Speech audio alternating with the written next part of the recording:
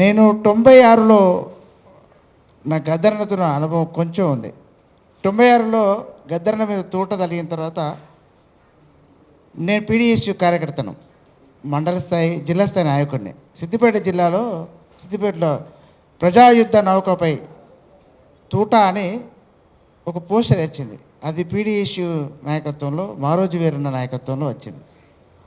మేము అప్పుడు సిపిఎం జనశక్తి పార్టీలో భాగస్థులమే, కానీ వీరన్న పేరుగా ఉన్నాం.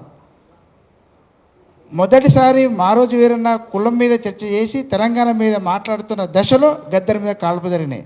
అప్పుడు మాతో ఏం చెప్పాడంటే, తెలంగాణ ఉద్యమానికి, తెలంగాణలో దళిత భోజన ఉద్యమానికి ఇరుసు గద్దరన్న.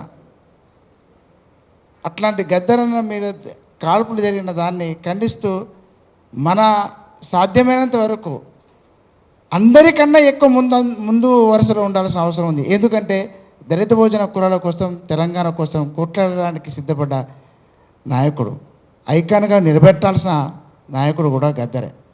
కాబట్టి ఈ నేపథ్యాన్ని గుర్తు చేసుకునే టైంలోనే కాల్పు జరిగినాయి. ఆ టైంలోనే వరంగల్లో అన్న కూడా చెప్పాడు, జిఎన్ సాయిబాబా, వరవరరావు, గద్దరన్న పాల్గొన్న వరంగల్ మీటింగ్, అది వరంగల్ డిక్లరేషన్గా మారింది. ఆ తర్వాత తెలంగాణ ఉద్యమం పీక్ స్థితికి వచ్చింది, సామాజిక న్యాయం చర్చకి వచ్చింది. ఆ సామాజిక న్యాయం చర్చ దాంట్లో కూడా గద్దరన్న కీలకంగా మాట్లాడాడు. దాని మేనిఫెస్టో కూడా ఆ రూపంలో తీసుకుంది. అంటే సామాజిక న్యాయం ప్రాతిపదికంగా ఇవాళ తెలంగాణ ప్రజా ఫ్రంట్ ఉంటుంది, దానికోసం తప్పిస్తుందని చెప్పేసి పోరాటం చేస్తుందని చెప్పిన ఒక యుద్ధ నౌక. అట్లాంటి యుద్ధ నౌకను మనం స్మరించుకోవటమే కాదు, అది ఒక తెలంగాణ రోల్ మోడల్గా కనిపించడానికి చేయాల్సిన దాంట్లో కూడా మన అందరం బాధ్యత తీసుకొని భాగస్వాములమై కంకణబద్ధులమై మరింత ముందుకు పోతే మంచిగా ఉంటుందనే ఉద్దేశం మేము కలిగి ఉన్నాం.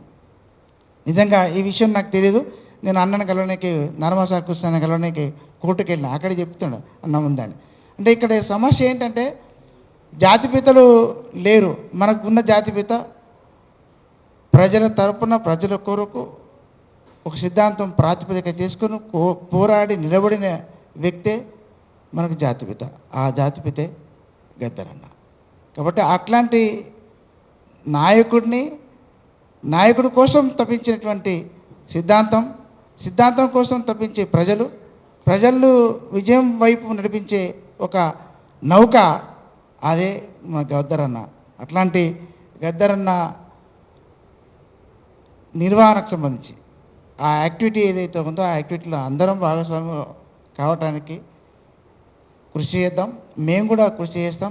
ఎందుకంటే మేము సామాజిక మహాసభగా, తెలంగాణ మహాసభగా ఉన్న వాళ్ళం. మా వేదిక మీద కూడా గద్దరన్న పెట్టాం. మీకు విషయం చెప్పాల్సింది ఏంటంటే, గద్దరన్నను, పూలేను, వీరన్నను, అంబేద్కర్ను, బిల్లిలతను పెట్టి పోస్టర్ వేసింది తెలంగాణలో ఏకైక సంస్థ మాదొకటే. ఆ తర్వాత చాలామంది దాన్ని కంటిన్యూషన్ చేశారు. అప్పుడు ఊసాంశవరం ఉండే. ఊసాంశవరం అంటే మన బడుగు వర్గాలకు ఒక విప్లవ గొంతు. ఆయన అమరుడయ్యాడు కరోనాలో. నాకంటే ఎక్కువ పనిచేసింది వీళ్ళిద్దరు కలిసి పనిచేశారు, ఐలే సార్ ఉన్న వాళ్ళు. వీళ్ళిద్దరూ కులం మీద చాలా అద్భుతమైన పోరాటం చేసిన మహాయోధులు.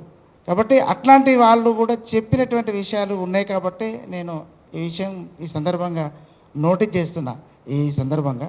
కాబట్టి ఈ అవకాశం మీరు ఇచ్చినందుకు నిర్వాహకులకు అందరికీ ధన్యవాదాలు తెలుస్తూ థ్యాంక్ యూ.